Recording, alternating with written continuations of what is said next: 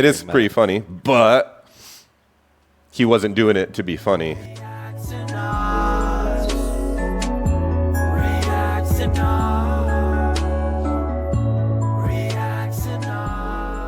The Ramones did a cover version of a Motorhead song about the Ramones. Wow.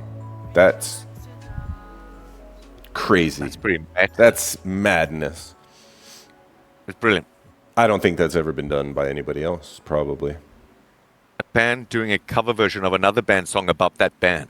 I know there's bands that do songs about other bands. Like, the one that I'm thinking of first is Wesley Willis, who was the schizophrenic guy that played the Casio keyboard and did the Rock and Roll McDonald's song. What? He was a homeless guy in Chicago. Oh, I got you. I know exactly the guy. Yes. Yeah. But he did like tribute songs to bands that he went to their concert, like Kurt Cobain and Jello Biafra. That's the guy who discovered him. And some other bands, talks about the show he went to and everything. Yeah. Well, no, he was schizophrenic, and all of his songs were about either like bands and things that he went to see, or experiences, which could have been schizophrenic hallucinations or actual events that happened. They're kind of mixed up, right?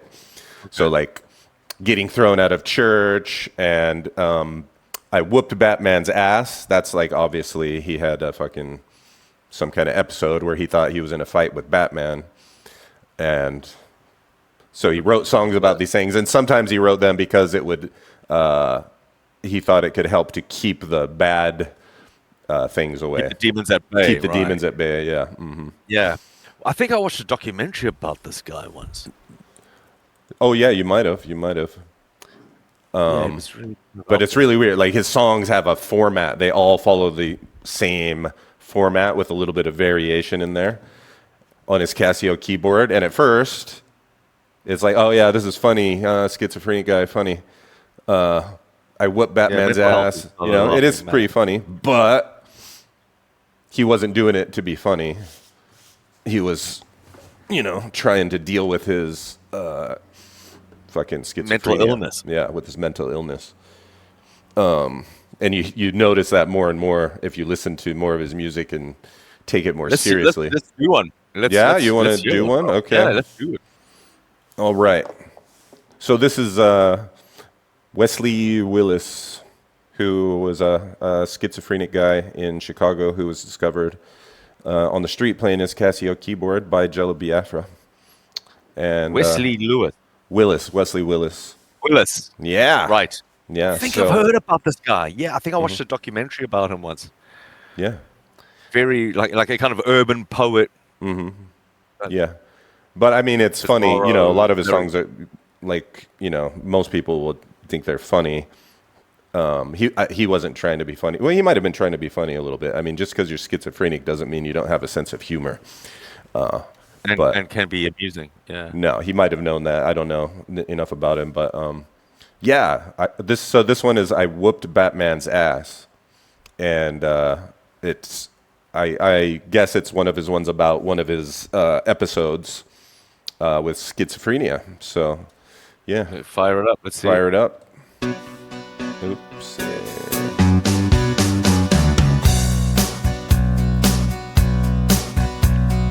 Batman got on my nerves. He was running me amok. He ridiculed me, calling me a bum. I whooped Batman's ass. I whooped Batman's ass. I whooped Batman's ass. I whooped Batman's ass.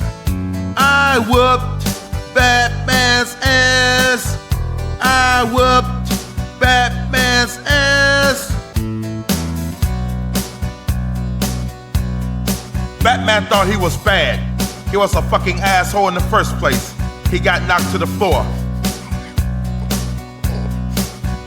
I whooped Batman's ass. I whooped Batman's ass. I whooped Batman's ass.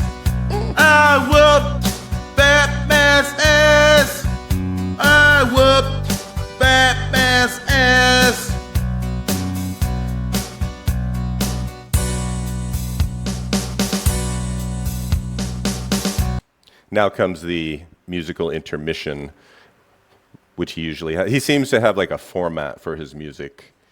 And it's just him on a Casio keyboard. Him and his Casio keyboard. And then later he did like an actual band with guitars and stuff, but that was a different thing and different kind of music. But yeah, he's got like 700 songs. Right. They don't even know how many songs he recorded, actually. There's people out there that collect these and try to find, lost ones. I vaguely remember hearing stuff like that. This is pretty like early 80s stuff, isn't it? 90s, I think, is when he was. Was it 90s? Yeah, yeah. Like think same, so. that whole, I always put it in the same genre as Tom Waits. This kind of like deliberately out of key in certain parts just for effect. And I don't think he's deliberately out of key. I think he's just as straight up out of key. Like he doesn't know. No, come on, man. I think he's doing it like for like. Yes! No, he's expressing himself. When he's saying I whoop Batman's ass, he's like. He's dead serious. He's really emphasizing that fact. He whipped Batman's ass once. So he suffered from schizophrenia or something. And maybe autistic too. I don't know. Oh yeah, the spectrum didn't even exist in those days. People were just like, oh, he's a little bit funny, he's a bit weird. Yeah, he's a bit. Yeah, right. But what down? But anyway, yeah. So he usually has like these two main verses, chorus.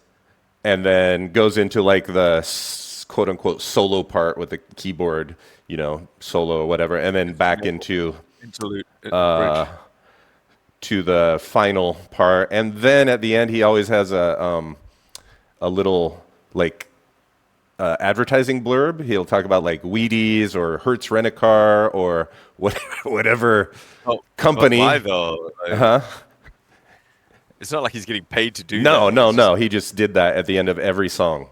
Or he's imitating what he sees on TV. Yeah. Right. No, I'm sure. Culture. That's where it comes from. He's reflecting the culture on itself, saying like, this is the absurdity of culture we live in with these constant adverts and things. He might be going that deep, or he might just be like, oh, I think it's cool to put Sounds cool. Sounds cool to me. I like how that goes. Yeah. Anyway. Yeah. Yeah, round this one off. Yeah.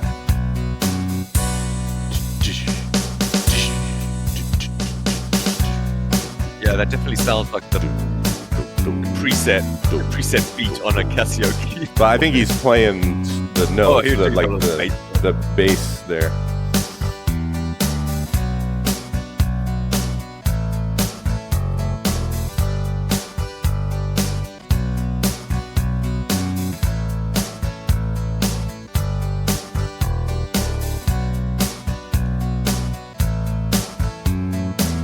It's also his artwork on the cover there, I believe. You know what happened to him? Is he still alive? Or? No, Batman beat the hell out of me and knocked me to the floor. I got back up and knocked him to the floor. He was being such a jagoff. I whooped Batman's ass! I whooped Batman's ass! I whooped Batman's ass! I whooped Batman's ass! I whooped Batman's ass! I whooped Batman's ass! I whooped Batman's ass! I whooped Batman's ass! I whooped Batman's ass! I whooped Batman's ass! I whooped Batman's ass. Rock over London, rock on Chicago.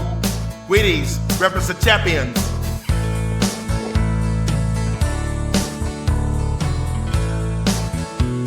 Breakfast of champions. Yeah, that was the advertisement thing. He'll say that or Hertz Rent-A-Car, Northwest Airlines. Actually, I think he did. No, he did a whole song about Northwest Airlines. You know what it's called? Nope. Northwest Airlines. NWA. Oh yeah, actually, yeah. Yeah. I like how he ran out of steam there at the end. He's like, NWA. Oh yeah, Northwest Airlines, love that carrier. What? NWA? Oh, I was saying something. I was going off on a different tangent. I like how at the end there, he fucking ran out of steam. And he's like, because he was so like, I whooped Batman. And then at the end, he's like, I whooped Batman's ass. At the end, it was just like, yeah, wow. No, yeah, that's what I mean. Like, but. What do you mean? That's what you mean? That's what I mean about him, like hitting different notes. Is it deliberate, or is he just that's the best he can do? I think he was really going by how he just felt.